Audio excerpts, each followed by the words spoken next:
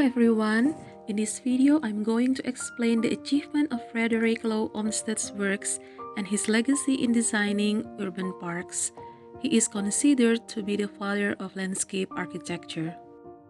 As the founder of American landscape architecture, Olmsted is best known for designing the grounds of the U.S. Capitol in Washington, D.C., New York City Central Park, the Biltmore Estate in North Carolina, and the 1893 World's Columbian Expositions in Chicago. Delaware Park is one of Frederick Law Olmsted's legacy. In 1868, Olmsted had an idea to create 3 public parks in the different parts of Buffalo. He wanted to make beautiful public recreational space in naturalistic style. Olmsted viewed a city as a living organism. Therefore, he made parkways to link the town and these parks.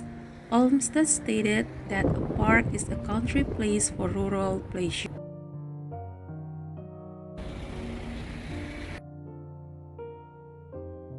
There are many things to explore inside the park. For example, the Lincoln statue, the rose garden, the playground, the dustpan, and many other things.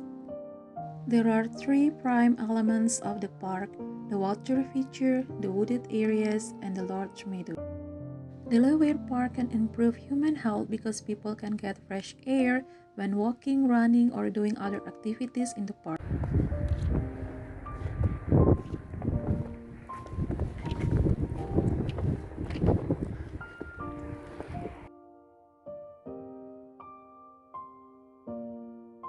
Suasana di sini sangat indah.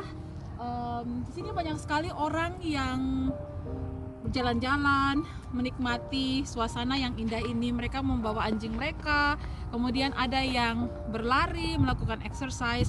Dan ini adalah danau buatan, dan saat ini danau ini sudah menjadi es. Saya akan mencoba untuk memegang. Ya, you can see air di sini sudah menjadi